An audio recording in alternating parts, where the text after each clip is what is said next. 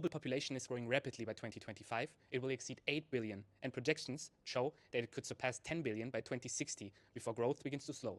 However, Europe shows a different trend. Its population is expected to start decreasing after 2024 and could fall significantly by the end of the century without migration. In the Netherlands, populational growth is modest, with a small increase expected over the next decade. This contrast highlights both global and regional challenges, including those related to meat consumption. Globally, meat consumption is at an all-time high, with around 340 million tons consumed each year. Rising populations and incomes in Asia and Africa are expected to drive significant increases until 2040, while in industrialized regions like Europe and North America, consumption per capita remains stable or declines slightly due to growing environmental awareness, health concerns, and alternatives. In Europe, total meat consumption is projected to decrease slightly from 87.4 kg per person in 2018 to 82.8 kg per person by 2035, which would be a weekly meat consumption of 1.67 kgs, which equals to about 2 steaks, 3 sausages, and 10 slices of ham each week. Globally, welcome also from my side, currently from the Netherlands, Venlo. Let's look at the meat prices. Fresh meat as well as processed meat prices are expected to rise. In the Netherlands, meat prices are projected to increase by 4.37% from 2025 to 2029. Right now, in 2025, prices for processed meat amount to $10.97 per kilogram, whereas the prices for fresh meat amount to $14.21 per kilogram.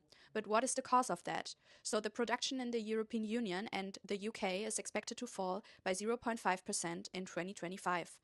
The disease pressure is a threat for the farmers. Porcine reproductive, respiratory syndrome, and African swine fever are some of them. And also, we have rising production costs, higher feed prices, which are the result of the droughts in corn and soybean in the North and South America. The rise of the labor costs, the rise of the energy prices, and the rise of the stall costs as a result of the stricter regulations, as my colleague already told you. In the end, farmers struggle with rising feed costs and unstable market prices. So let's go over to the environmental issues caused by meat production. Documentations on Netflix, for example, the one from 2020, David Attenborough, Alive on Our Planet, shows the impact of animal agriculture to our environment. One point of that is rainforest destruction. Animal agriculture is responsible for up to 91%. Deforestation increases to make space, especially for soy production, which is then used for livestock feed. Land use. The grain we feed to our livestock around the world today could provide enough food for up to 3.5 billion people. This means that while we continue to produce meat, we are using huge amounts of resources that could instead be helping to fight global hunger. Also, the water use. A single cow drinks about 200 liters of water per day. That's about the water you could need for 2,500 cups of coffee or almost 3 hours of showering per day. And that's just the drinking. Add to that the water needed for their feeding. Imagine how much water is needed just to produce a single steak. The Netherlands mirrors this trend, with per capita consumption stabilizing at around 83 kilograms since 2018.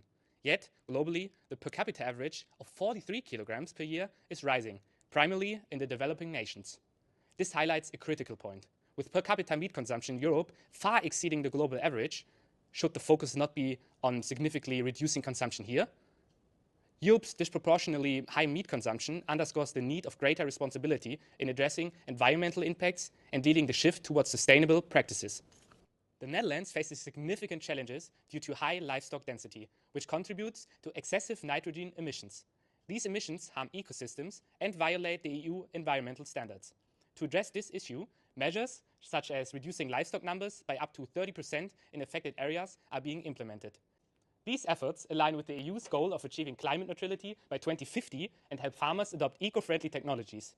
Additionally, the protein agenda promotes innovative alternatives like plant-based and cultured proteins to reduce reliance on traditional livestock farming. Together, these strategies pave the way for a more sustainable and environmentally conscious approach to agriculture. What are the solutions to our problems? Textured vegetable proteins is currently the leading meat substitute in Europe and the Netherlands. This describes everything that should imitate regular meat products, like vegan minced meat, sausages, burger patties. This highlights a significant shift in consumer preferences, with more people opting for plant-based alternatives. In the Netherlands, 42% of people identified themselves as flexitarians in 2023. Vegetarians make up around 5% of the Dutch populations, whereas vegans make up around 2% of the Dutch population. Despite this growing awareness of the issues caused by meat consumption, the preference for meat remains strong. Textured vegetable proteins' popularity demonstrate that many consumers still crave the taste and the texture of meat, even while seeking for alternatives. In the end, you still may ask, what is the impact on me? The impact on you is your wallet. Meat will cost more, stretching household budget. Your future, wasting resources today, means fewer for tomorrow. The global food system is under pressure, and it will affect what's on your plate. Your choice. By eating less meat or switching to alternative, you can directly protect the environment, save water, and support a more sustainable future. The time is to act now, or the consequences will be far-reaching for our planet, our resources, and our society.